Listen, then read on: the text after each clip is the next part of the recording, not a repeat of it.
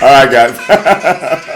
All right, enough of that. Good morning. Good morning. Actually, it is 12 a.m. Eastern Standard Time, right here in the capital of the United States, Washington, D.C. I am Washington Thought reporting live right here. All right, entonces, yo soy Washington, desde la ciudad metropolitana, Washington, D.C., la capital de los Estados Unidos.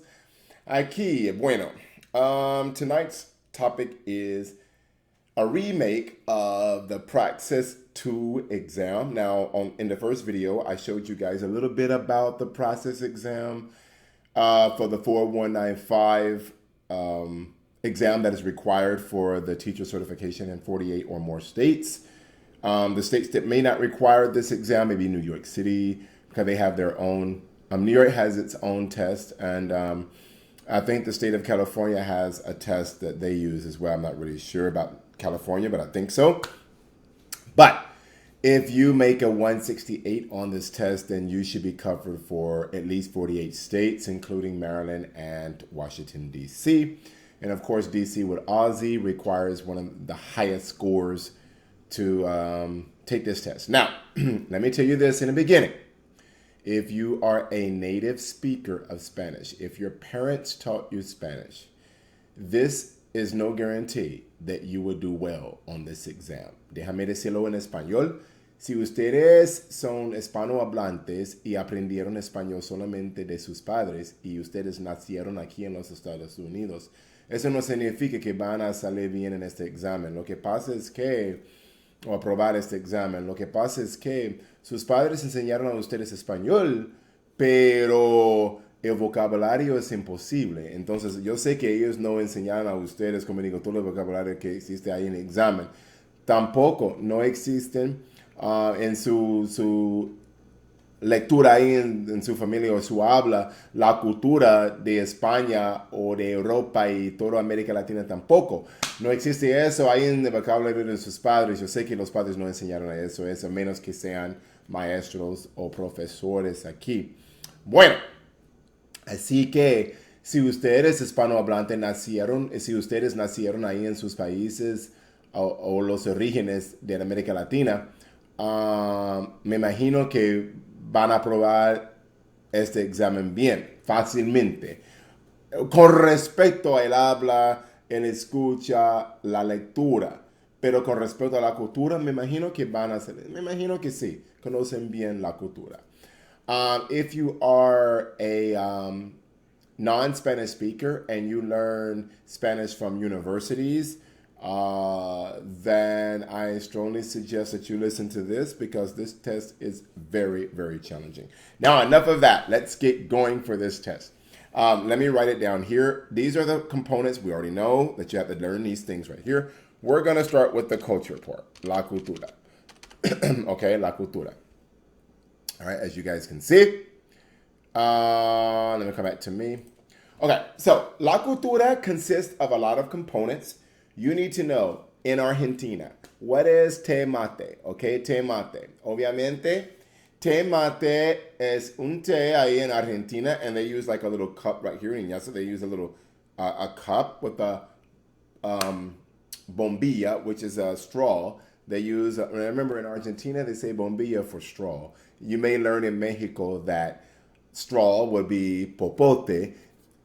In some other countries, maybe something else different, but bombilla, I remember bombilla. Now, also you want to know that in Argentina or in South America, South America, for strawberry, I know this is just extra, it's culture. For strawberry, we say fresa in most parts of Latin America, but in Argentina, in Uruguay, and Paraguay, they use frutilla.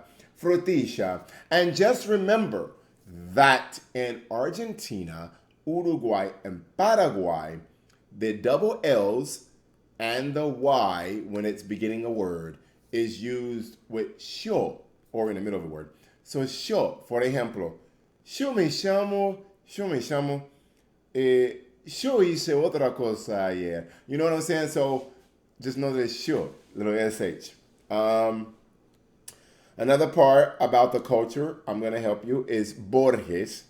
Just know that if you were to study some literature in Spanish in Argentina, because they always use Argentina on this exam for some reason, Borges. Borges would be an author of a book that will be written in Argentina. Okay, so he's an author. Cervantes, as you know, Unamuno or El Cid, C-I-D, El Cid. Let me write this down. So for the cultural part, you want to know that Borges, I hope I spelled this right, Borges would be Argentina, okay? So if you were to be in Argentina studying literature, Borges. Know that Jimenez would be Colombia. Okay, Colombia. I cannot spell tonight. Colombia. Know that Jose Marti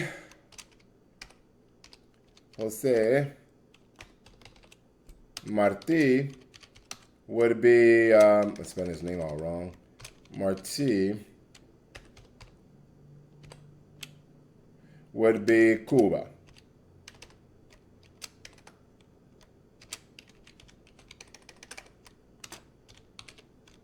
Okay, and know that his book would be La Edad de Oro.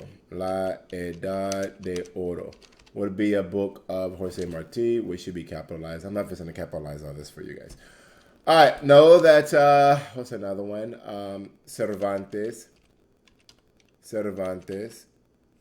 Hold on, I'm getting a message. I hope a writer has recorded. Okay, Cervantes would be España.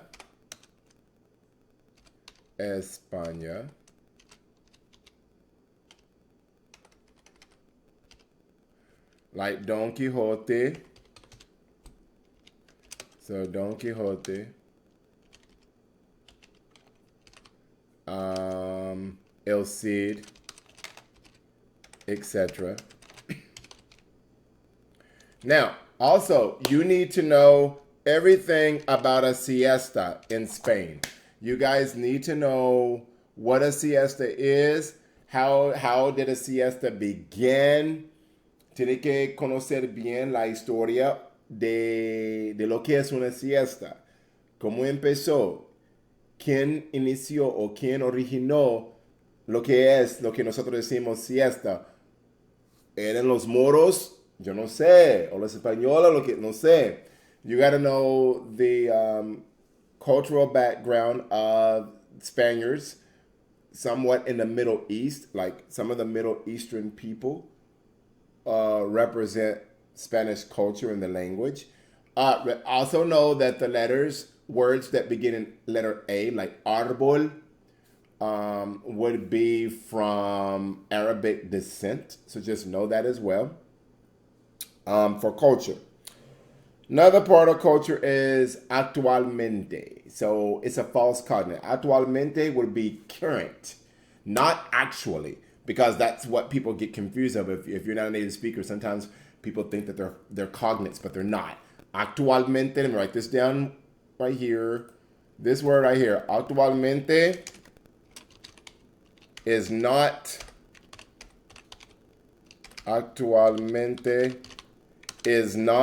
actually. It means currently. Got it? And in realidad would be actually. Okay? You got to know these. These are cultural things, actually. Now, also you need to know cumplir, realizar, llevar a cabo. So, cumplir una idea o cumplir una meta. Like una meta, which is a goal. Okay? And you also need to know that un reto would be a challenge. A challenge, because you're going to need that when you're starting to write. A challenge. I can't even spell in English. All right. And you're also going to know that investigar means to research. Got it? So, let's go back through this. La cultura. Borges represents Argentina. o Argentina. Jiménez, Colombia. José Martí, Cuba, la Edad de Oro. Cervantes, Don Quixote, El Cid, and siesta. What is a siesta? Where did it originate from? Etc. Actualmente does not mean actually. It means currently. En realidad mean actually.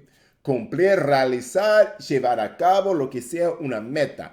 To meet your goals, okay? Un reto, a challenge. All right, and investigar, to research. These would be some of the common words that you need to know, especially when you're doing your listening and your writing part of this exam. So let's go through that. I told you about the te mate. Te mate is culture. It's a tea from Argentina. It's a yerba, okay? Argentina. Now, it's a yerba. So if you guys don't know what a yerba is, it's an herb, okay? It's an herb. So just know that if this exam talks about a yerba that's commonly used in Argentina, it would be an herb. So una hierba, es una hierba. Que ellos dicen, te mate, tome ese te mate con una bombilla. All right, that's what we do. All right, or they do.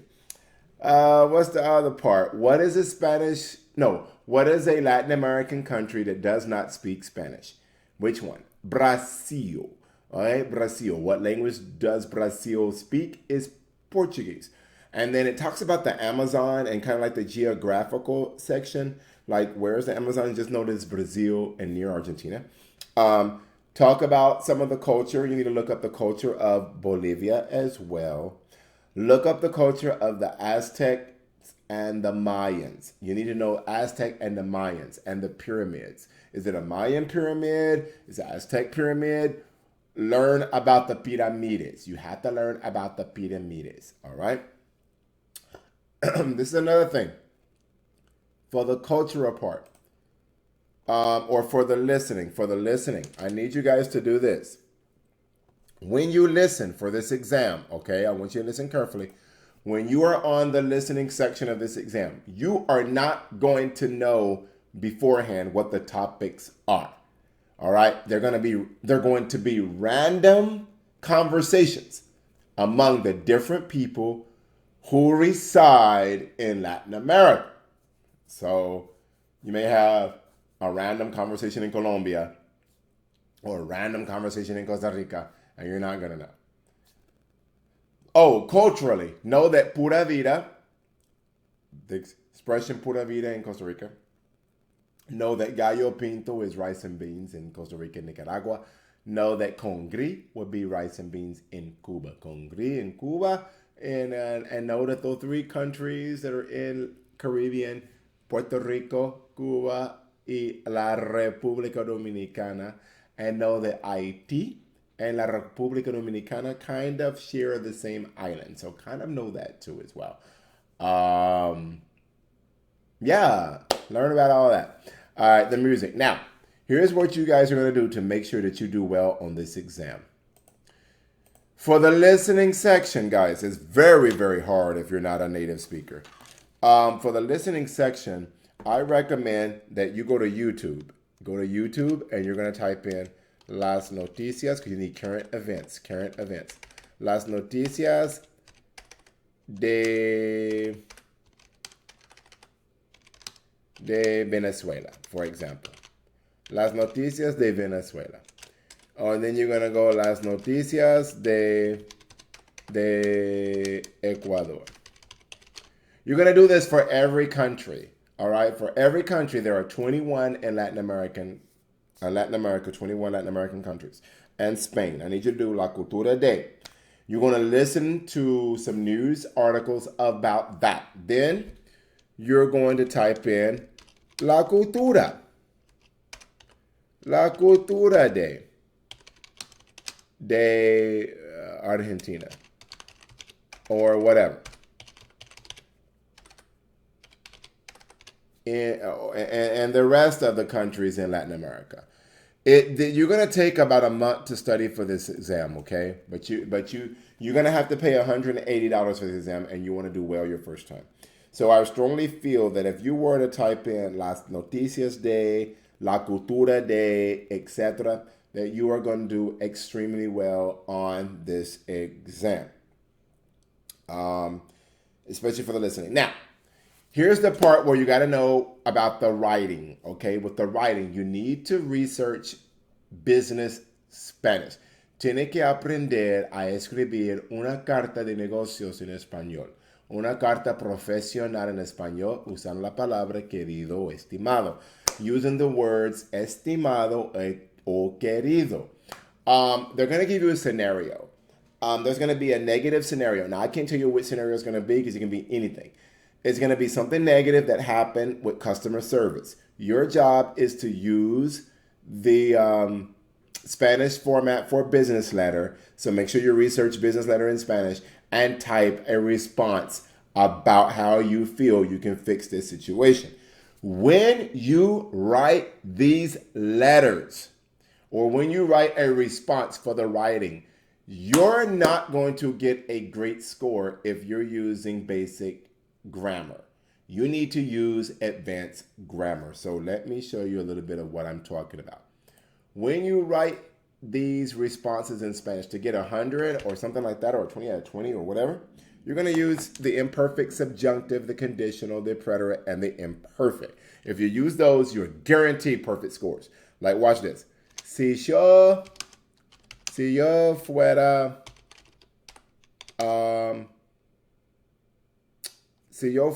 el gerente, yo hablaría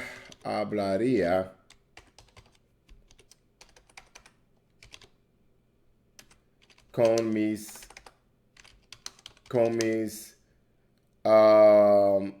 empleados sobre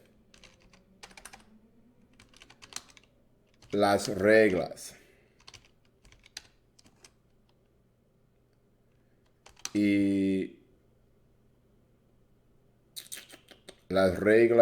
y las expectativas. All right. O lo que sea, las reglas. Vamos a empezar con las reglas. Si yo fuera gerente, yo hablaría con mis empleados sobre las reglas. So you see here, we have the imperfect subjunctive. Here, I forgot the accent mark. We have the conditional. Do not forget your accent marks. They will count off for that. Si yo fuera gerente, yo hablaría con mis empleados sobre las reglas. So you have the EF form. This is conditional. This is imperfect subjunctive. Let's do another like that. Si yo estudiara, or you could say si yo estudiase. Estudiase, I'm sorry. Si yo estudiara para este examen. Si yo estudiara para este examen, yo podría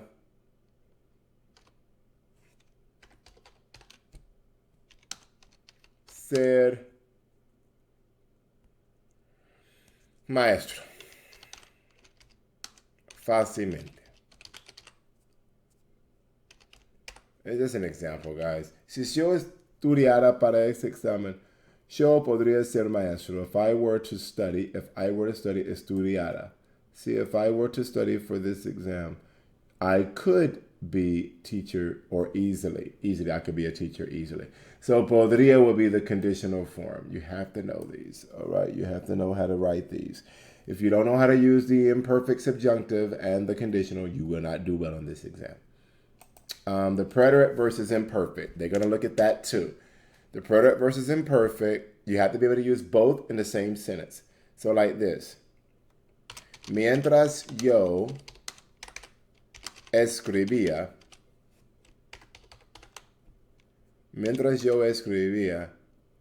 la lección,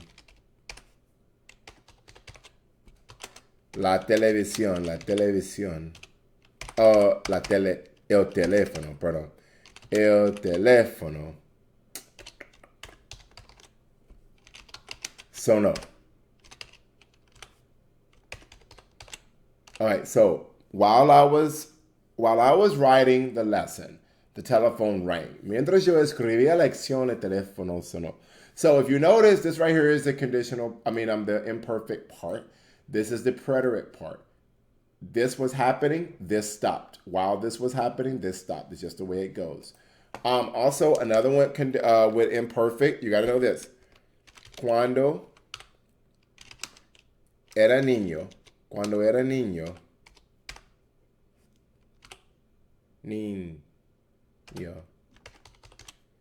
cuando era niño, mi abuela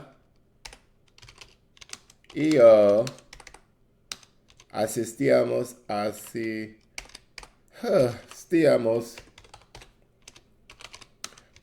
la iglesia los domingos. And do not capitalize the days of the week. All right, cuando era niño, mi abuela y yo asistíamos a la iglesia los domingos. Okay, entonces eso significa que mira, we use the imperfect here. We also use the imperfect here. Why did I use the imperfect here? Is because I put los domingos. Los domingos. And let me come back to me so I can explain this concept to you guys so you don't know. So when you use both, mi abuela y yo asistíamos a la iglesia los domingos. Why am I using the imperfect? Because it happened more than one time in the past. My grandmother and I used to go to church or would attend or used to attend church on Sundays. Not just one Sunday, on Sundays. Now I could say this. Now, if you want to make it preterite, we can do this. Cuando yo era niño, mi abuela y yo asistimos a la iglesia una vez. Asistimos,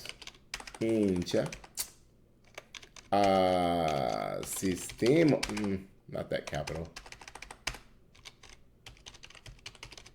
A la iglesia una vez.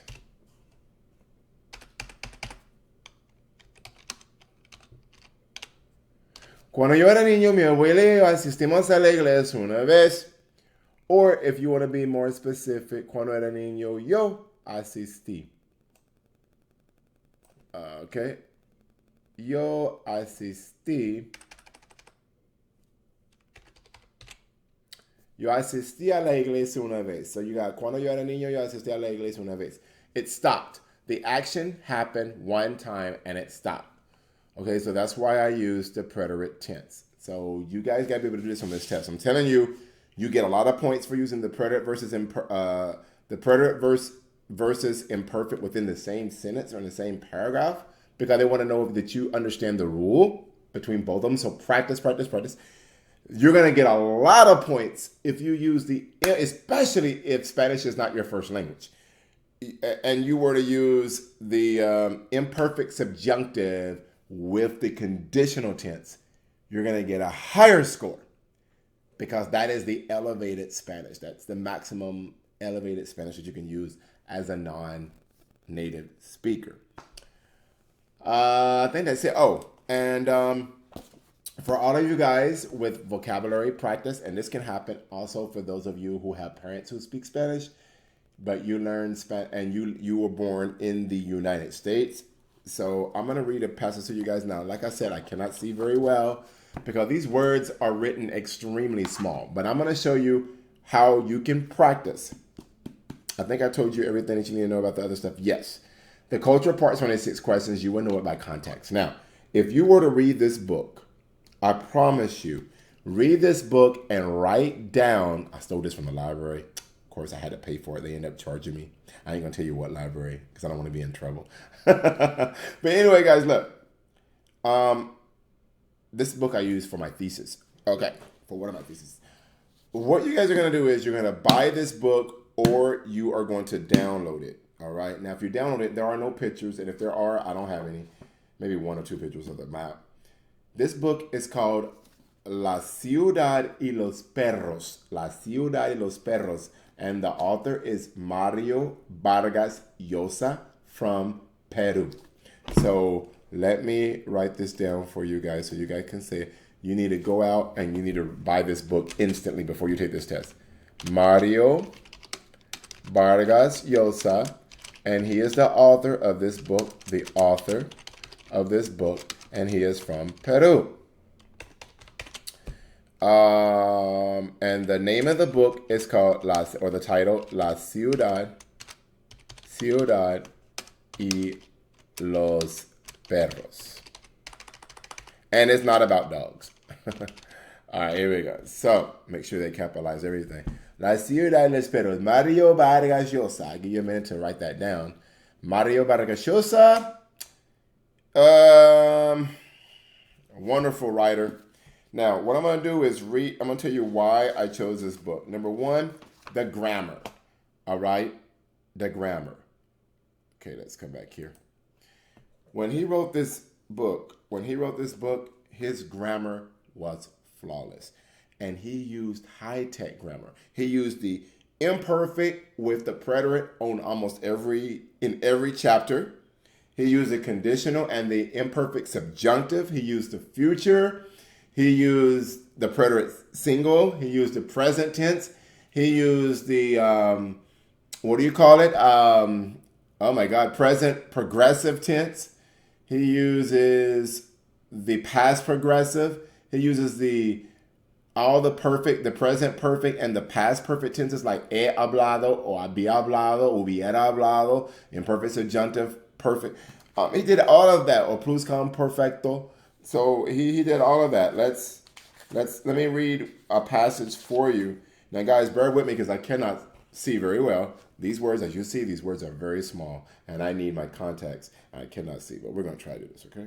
Let's stay here. Stay with me. Stay with me. No se vayan. No se vayan. Olvídense de eso, chicos, como se dicen en Cuba. All right, vamos a ver de nuevo.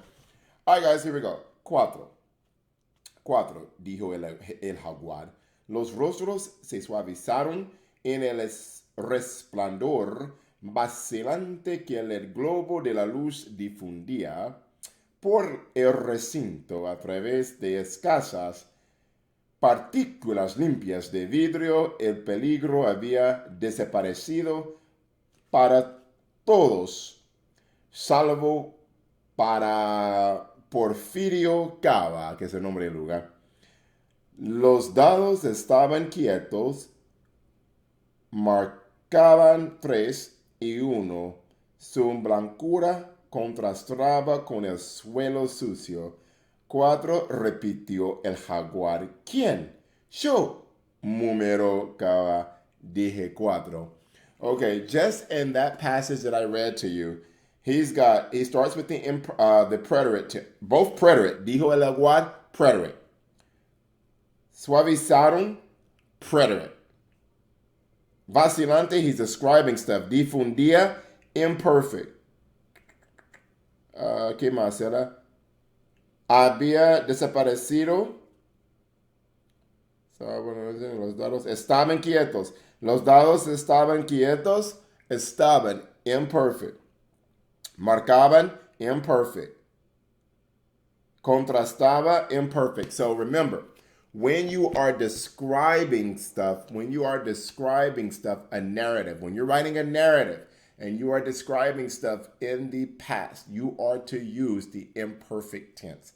Please know that, because if they ask you on this test to describe a situation where you had some students and things didn't go too well, you're going to use the imperfect tense, okay, to describe that situation. Like todo era malo, lo que sea.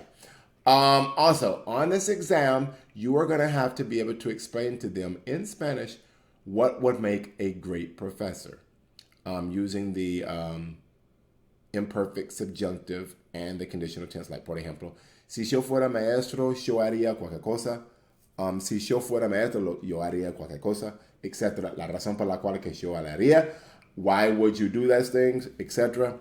In order, again, make sure you study business Spanish, because you need to know how to write a letter. I've told you guys this. Write a letter using estimado señor or estimada lo que sea. And at the end of that letter, put atentamente or sinceramente. So make sure you know how to write a business letter for a situation or a problem, or how you would solve the problem, like cómo haría o cómo resolvería el problema que ellos tienen. What else?